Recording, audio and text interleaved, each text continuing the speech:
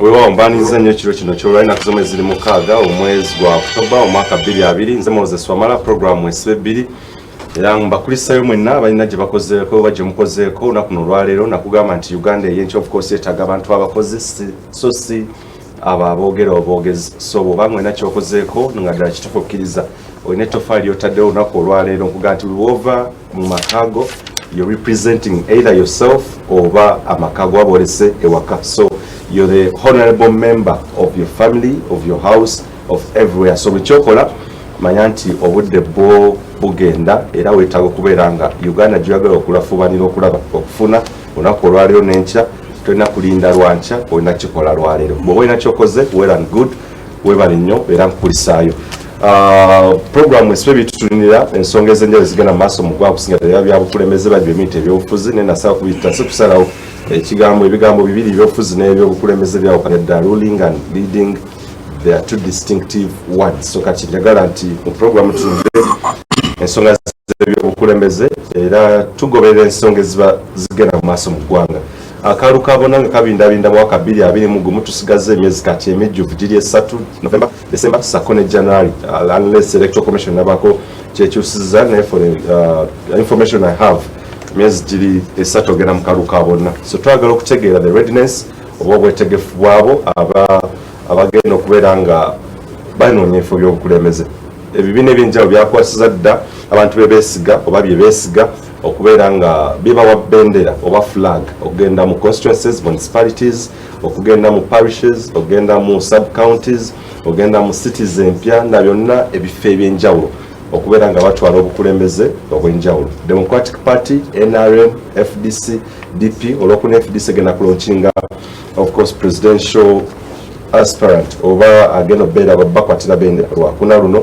aba DP ekyo twakitegeera of course chairman Mao yatugamba ye mwetegefu NUP Robert Kyagulanyi Ssentamu ndi ku level y'aba president yayogera dda Yoweri Kaguta Museveni kyakakasibwa dda FDC gye tulinze UPC bicha ye yatugamba very good akena yatugamba tebbo tebajja kubeera nga bakomawo kwetaba mu ekifo ekyo competing mu kifo ekyo so bifo ebirala ba mayors lord mayor bifo nga ba councillors nakuzomwezi sabadde jjo ngakomekeza okubeera nga banominatingibwa so ekituufu kitwaka okubaganyako ebirozo olwaleero bano abaweereddwa flag babakwasiddwa bendera beetegese batya era ddala kituufu kitafaayo kiri bagenda okubeera nga bateeka ku Uganda ey'enkya mu mwaka 2021 mu studios abagenyi bange batudde dda honorable Mike Mabike of course ne omusajja wange owe Katikamu South mukulu Kirumira naye mwali abasajja mumwagala nnyo kubeera nga engejja kubaganyamu ebirozo so n'ensonga ngoberera nnyo reactions zammwe era ensonga lwaki nti once in a while mukomera kubeera nga tutunuulira ebyobufuzi bya Uganda ate bibamukwaba the new faces ezize mu byobufuzi so omu honorable Mike Mabike okubalansinga ekintu nti ye talina flag oba kibiina kyakwatidde bendera okubeera clear yes ono mukulu Kirumira of course Hassan yalina bendera Katikamu South that is NUP n'omwogezi w'ekibiina ennaku zino alina kugamba engeri gyisa ali hambo nnyo naye ebigambo kuba bendamukyaza nolugezemukyaza ebigambo byeyongedde kakyasuusuuta DP mukulupiyo naye basookerewo olamuse kubakulaba tukatandikire ewo actually briefly olamuse kubakulaba okay basebo ne bannyabo abatulaba era namwe abatuwuliriza nesimye nnyo okubeera nga mu bannayuganda obukadde nga 42 n'omusobyo nze eyalondebwa era nze atudde mu kifo kino mu kaseera kano ekyo nina okyebaliza Katonda nze muntu eyakulira ku kaalo akamu ye Palisa bakayita AOK village okuba Museveni agenze yasalasalamu ebitundu kati bakayita AOKB AOK and AOKB so tuli mu AOKB village so nesimye nnyo era mbagaliza okay okulaba programu eno obulungi very good mukulu Hassan Kirumira nawe lamusaku bakolaba tugende mu maaso so briefly abatulaba mwena Kirumira Hassan Lukalidde nga bulijjo okuva Katikamu South constituency era ekyamazima nesimbyewo okubeera omubaka wa paalamenti ow'ekitundu ekyo mu kalulu ke tugendamu nembeebaza okubeera nga mutuwadde obudde mu buno obudde obw'ekiro okutulaba era tubasaba mutulabire ddala mu puroguramu eno gye tulimu kubanga tugenda kubeera nga twanjula ensonga semasonga ezigenda mu maaso mu ggwanga n'okubeera nga tutangaaza bannayuganda ekifaananyi ekiri mu ggwanga kana akaseera ketulimu ak'ebyokulonda. Very good. Nkwaniriza nnyo mukulu Hassan. Honorable Mike Mabike namusa kubakulaba so tugende mu maaso. Nsanyusa nnyo okuba ku Delta. Sinno guno omulundi gwange gusoose okuba ku Delta. Kituufu. Nsanyukira nnyo enkulaakulana. Naye mu byonna njagala okubuuza kuba tulaba bannange musiibye mutya. Mwebale emirimu gye mutusizaako engalo olunaku olwaleero. Nga bwe ngenda okukiikirira ekitundu ekya Makindye East Constituency mu lukiko lw'eggwanga olukulu oluddako sirema kulamusa kuba tulaba e Makindye mbese ttiimu zanjawulo wonna nga zikyaddeko Sali Sentamu Nakato Mugoda Egaba Mayanja Nasali Ronald Ekansanga Julie ne Patrick Kabalagala Jeni ne Yusuf bonawe Ekisugu ne Makubuya ne Farida Evukasa bonna batulaba. Okay. Bana mwebali nnyo omulimu gwe munkolera mwebali ddala okulaba nga mulwana okulaba nga tuzaawo amaanyi nga constituency yaffe n'ekitiibwa kya constituency yaffe n'ebendera ya constituency yaffe gyerigenda okuddamu okubuusa mu paalamenti eggwanga. Honorable akakofiira nga sikalaba ku mutwe. Akakofiira mbadde wa Kampala nze ndi wano ndi munnanupu omujjuvu. Omanyi nupu abatagimanyi ne people power twatandika okuzimba people power nga tukyali mu DP block. Honorable katutandikira awo enjagalira ddala wenjagala okukola preamble. Katukome mu kitundu kino kyekuba emboozi gw'amakere nga tutegeere njagala ntandike ddala ku Honorable Mike Mabike. Yes, waliwo symbols nga gyolaba muganda nga gyayambadde. There's something that describes you ng'omuntu ne baba tayogedde nti oli wa kibiina bwe kiti. Njagala kutegeera lwaki akakofiira kakati Honorable Mike Mabike takalina kati ayogerako byogere bwesibe bbiri keekomeo tovaawo. Wow, China nge Moses Wamala abakulengejja bamaze okulamusawo kati katugende ddala officially okuopeninga the debate okwongera kutegeera ddala kituufu abakwasiddwa bendera ebiina ebyenjawulo ddala kituufu balina obusobozi okugenda maaso okuteeka etoffaali ku Uganda ey'enkya egenda okweyagaza buli muntu 2026 ekisanja kyekiddako.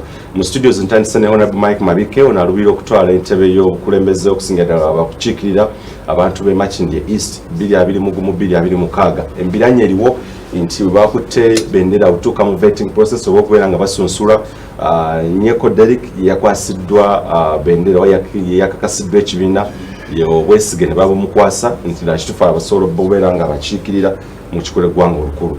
Honorable Mike Mabike abagoberera ebyobufuzi y'omu ku abo nti bw'oba tutunudde ebintu byonna nga bwe NUP batugamba bigenda okukolebwa nti abantu abaludde mu byobufuzi for over 15 years and whatever bibuuzo bingi nnyo mu media mu press bye twebuuza nti byabadde bigendereddwa ebimu was it intentional ebimu ddala kituufu byabadde byekigwanidde oba waliwo ebyabuzeemu ebitaagenze bulungi.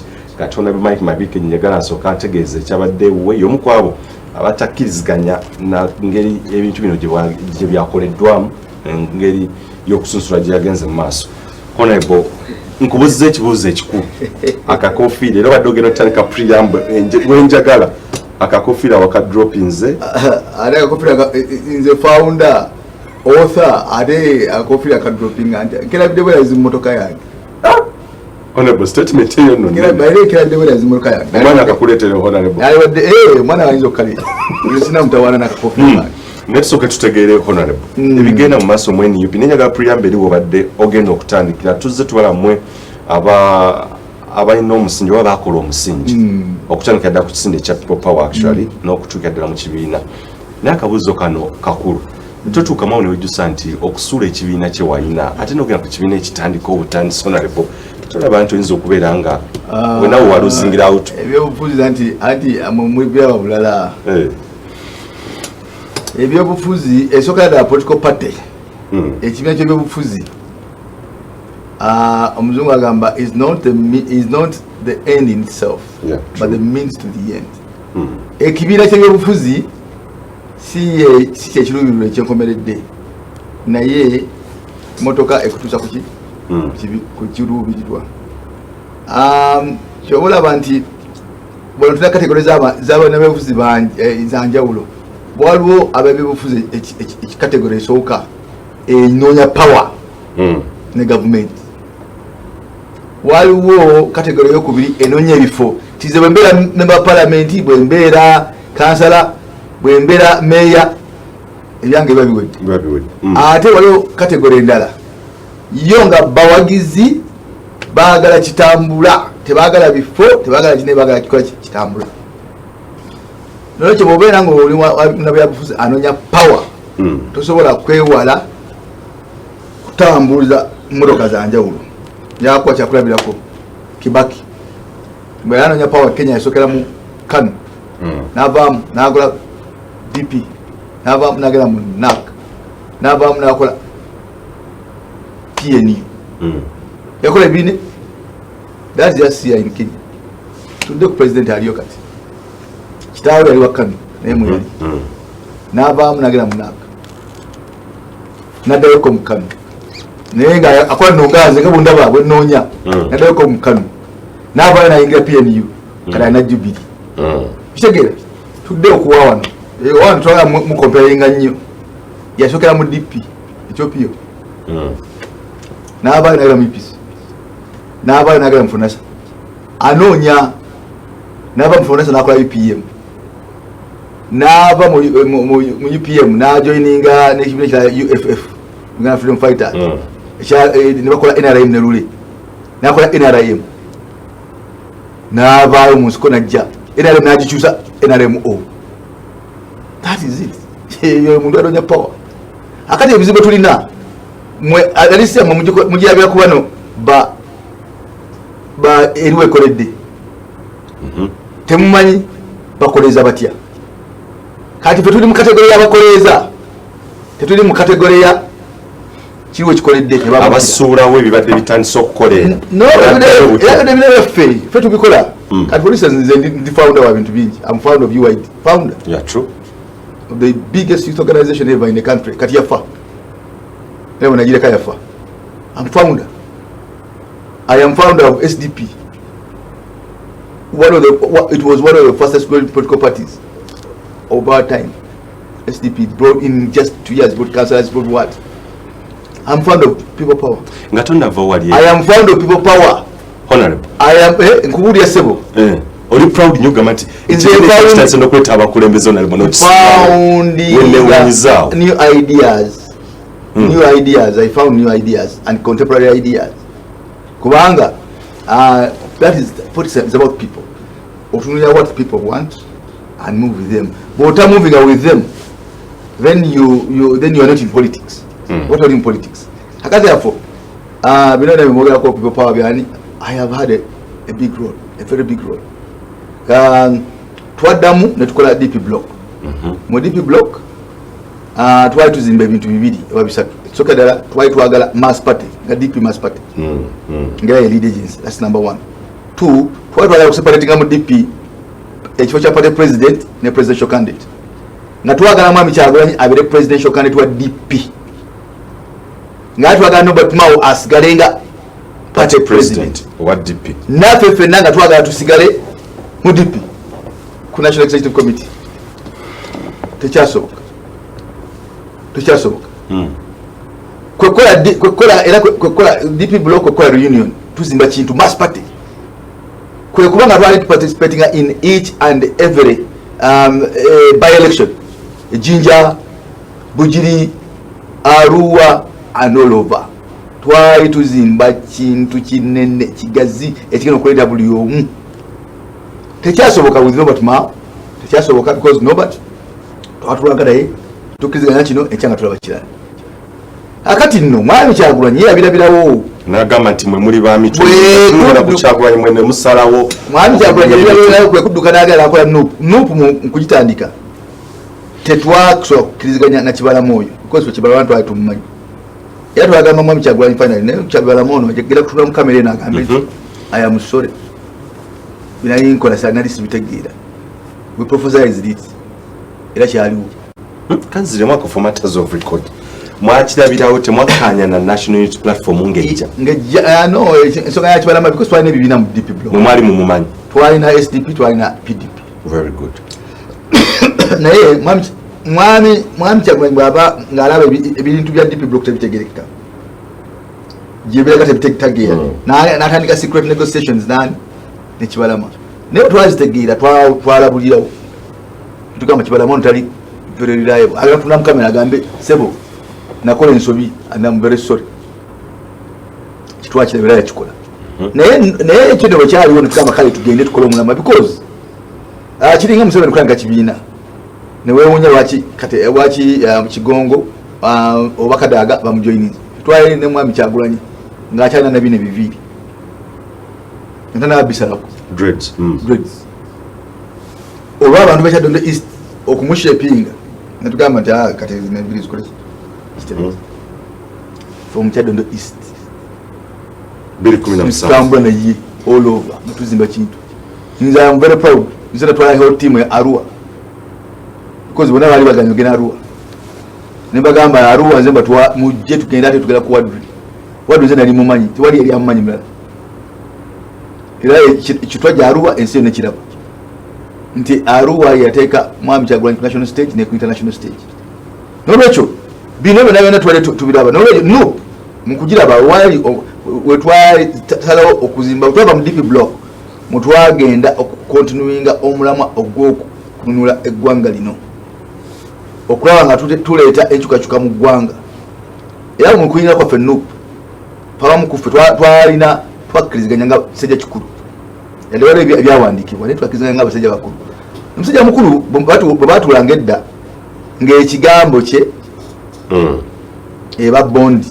ebaki mu Luganda ekintu ndoze ekigatta ng'olwayogera ekigambo tasobola kukikyusa for instance twali tuyinga n'ababaka 11 MPs naye tugamba ababaka 11 bano betuyingira nabo mu nuupu kubanga bazito because ababaka ba parliament si bwa muntu wa bulijjo tukulaba kati fena tulwanira kuba ababaka ba parliament bano balukalidde balwanira kuba ababaka ba parliament lwaki ababaka ba parliament baba wa bulijjo nolwekyo bafuna omubaka wa parliament ng'avudde mu kibiina kimu adda mu kibiina ekirala tekiba kitono kakale ekyokubiri kyo ne tugamba nti ababaka parliament nabo bwe bajja tulabe nga ebifo byabwe tubiteekako embumbo twalina abakulembeze b'ebibiina basatu abeidinze ne mukaabu ekyo ne tukyogerako tetugamba naye bano bakulembeze ba bibiina bwabawe ebifo by'okwesimbako baweebwe top priority ekyokusatu twalowooza twagenda kubeera primary munuupu primary is the ultimate every party must organize a primary kino kyetwakola yali improvising kyefaananyiriza kiri naye nga gwe engeri gy'oludde mu byobufuzi wali olaba kisoboka ddala kituufu in a space of a month okutegeka akamyufu embeera yali tekkirizibwa tesobozesa akamyufu kituufu naye akati kino bwe kijja bwe kityo anyway ensonga za tiketi nezijjamu kakati nga electoral commission ey'ekibiina erina okuteekawo emitendera ebiri mutendera gwasooka gwali gwa interface nga bwe tutudde wano very good ne bakubuuza ebibuuzo ekibuuzo ekisooka olina ebisaanyizo nti biibyo ekibuuzo ekyokubiri olina bumanyirivu ki akali mabikoze omubuuzo olina bumanyirivu ki mu kifo kya parliament oyinza okubuuza mabike era owa max 10 omuwa meka nze omwana 15 ekyokusatu kyebakubuuzanga kakati struggle ogikoledde ki kati mabike oyinza n'omubuuza struggle ogikoledde ki era kiba kibuuzo kya 10 era afuna 15 naye kisobola okwewuunyisa nti nafuna 45 kwa 5 kakati netugenda ku mutendero gwokubiri linda katono kuba nakinyaga abalayi bategeere gwe results wazifuna kwalwa abaclaiming ati bawo bana result omukisa tebakufuna okulaba obonero bafunye biki results wazifuna they connected ndi founder wa people power nga bakisifuna gena mu maaso hona obadde otya alo okugamba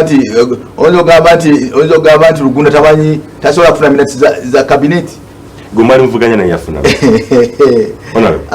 nze njogera byange boli simalina byafuna sirowooza kubanga kati ebuuzo bino byalife balinganzi alecho bwekivaako nodda ku kibuuzo nodda ku field report wasindika assessment field banoonya visibility Makine East, how do you ask about my visibility?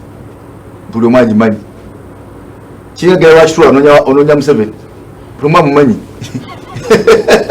buli omu amumanyi owulidde kati Makine East tewali candidate wenesimana onu asinga visibility paka kati abantu bakyanoonya ono yaani gwe bawadde bakyanoonya ekyokubiri mu field report baali banoonya popularity y'omugundi connection ye mbadde mu constituency kumpi nze opposition leader omuntu gwe mvuganya naye mu constituency NRM councillor Makinde division NRM youth councillor yes ali munu naye eri NRM youth councillor akati NRM youth councillor for ne Kampala mugimanyiza opposition ground ayinza okusinga nze popularity nolwekyo eyo nayo nakufuna buwanana max za waggulu ebyembi max ezirabika zakyuka kubanga tewali basis omuntu gyalikozesezza kulangirira muntu mulala atalinze yakyobola wakirisa obuzibu bwamaanyi nnyo mu constituency kirisa obuzibu mu Kampala kirisa obuzibu ate sikunze zekka kirabika nti abantu abangi abawereddwa kaadi ate abataziwereddwa babasinga amaanyi gezanga wano wenyini wetuli Makinde West mumanye okigenda mu maaso Erubaga South ensi emanye kigenda mu maaso Erubaga North muwulira ebiriyo Makinde East muwulira ebiriyo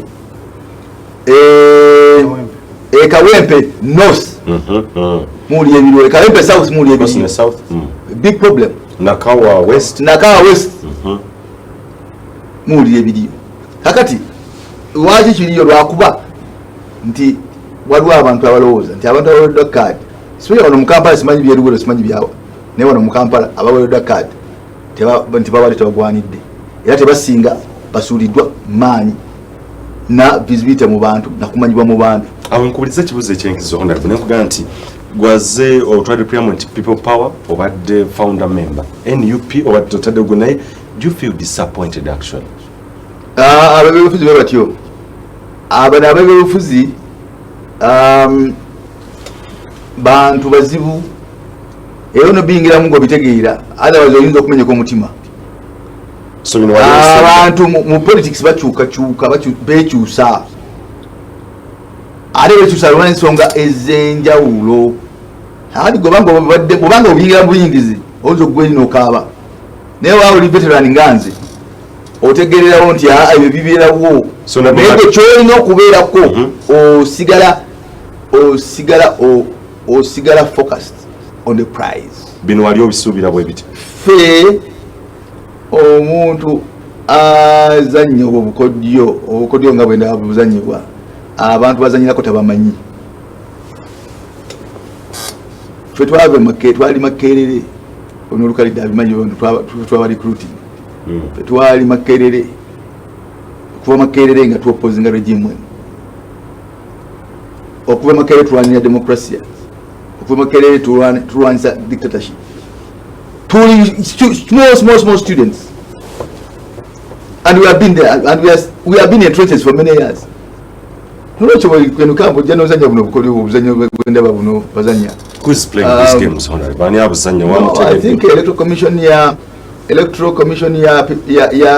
NUP electing the down electing the president down electing the Bobi Wine down electing the Feba member down electing the Egwanga down olunaku lwaleero njala kuwulira kino twali wadde kati twogera manifesto ya president olunaku lwaleero president alina kubanga ali gulu aliwa ali akyoli alira ngo akola networking naye kati president olunaku lwaleero everyone is running to him petition Kasala petition member of parliament already bam diverted onakuwa tunakubanga tunonye signatures si changu na signatures mu gwanga yona ya president so focus ya enakuwa bana Uganda batusubira kubaku focus on what we are going to do for them change bagala change batunulide naye buli omuntu ntotono before bichi diverted akati nyakuli anti fe chobola ati diverted tumanyi nti bwe tuyisamu Kyagulanyi agenda kwetaaga parliament ennungi Roberts parliament agenda kwetaaga cabinet ennungi y'abantu abaguma abamanyi ekyokukola owulidde tetwala kubeera nga Besigye obanga Lukwago mwami Lukwago yagenda nafuna obwa meya teyagenda na kanso n'atuuka kanso n'emugoba mu myezi 3 mwami Besigye akaluwa kawedde 2016 singa mwami Besigye yatuula mu ntebe kubanga yakawangula naye tasobola kutuula mu ntebe singa Besigye yatuula mu ntebe parliament yali badde mugoba mu myezi ekyo n'ekyo ffe kye tukola tukimanyi nze mabika ne banagenda independent naye Kyagulanyi baba wangudde wendi okumudefending wendi okulaba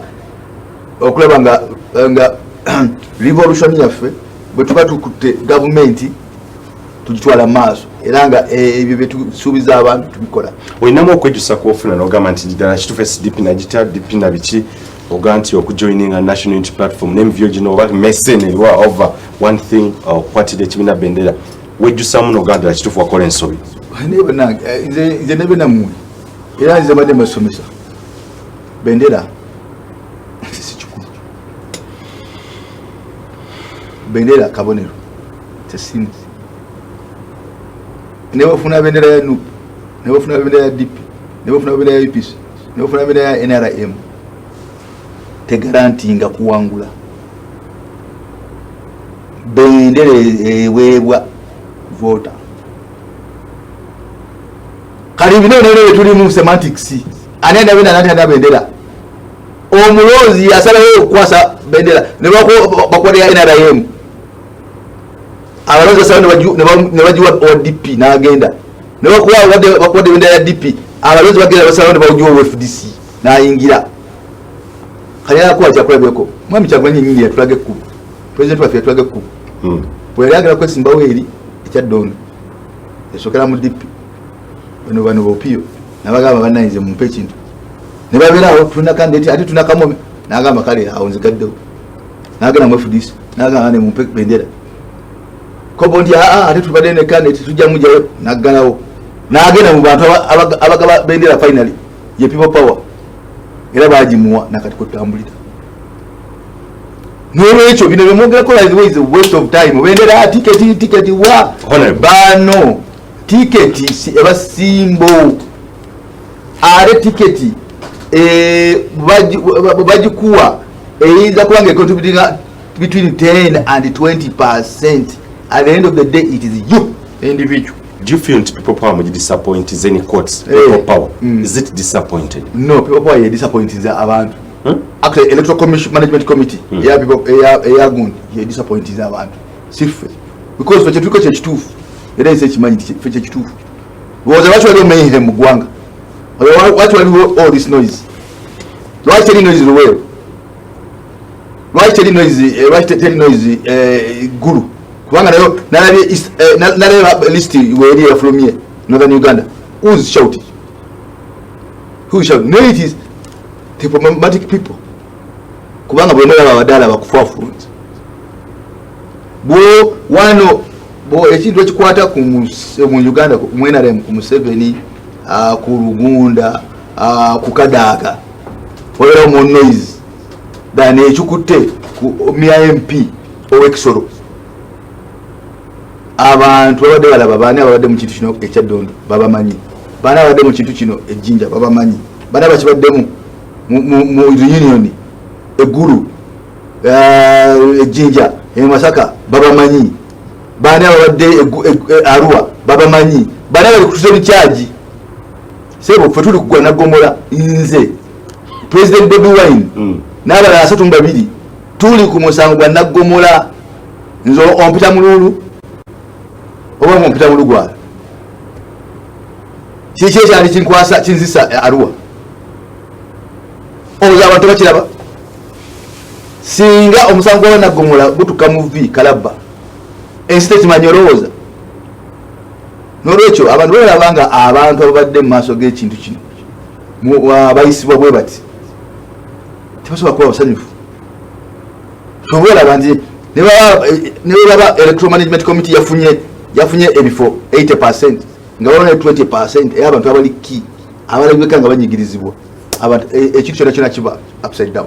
Katutandikira mu kitundu ekidako. Honorable Mike Mabike mbadde ngwanidde omuwa obudde for matter of reasons abagoberera ebyobufuzi NUP wa people power kutandika ddala kituufu from Kyadondo East bingi nnyo bye bazze bakola era he deserves okola priamu na bikinga sinajja abaganda bange bakati mu kitundu kino ekiddako jagatulire omu kwabo bwe bazza tebateekako omusingi w'etoffaali mu bana byafuzi abameruka obumerusi bo wawulira ebigambo bino what lies into their hearts waki ekibabuulira mu maaso gye balaga nga bo bakutte ne bendera naye ng'ate abazimbye omusingi wetwogerera ne bendera tebagirina okugamba nti ddala kituufu ekibakakasa okubeera mu kibiina oba okubeera nga bakiikirira abantu.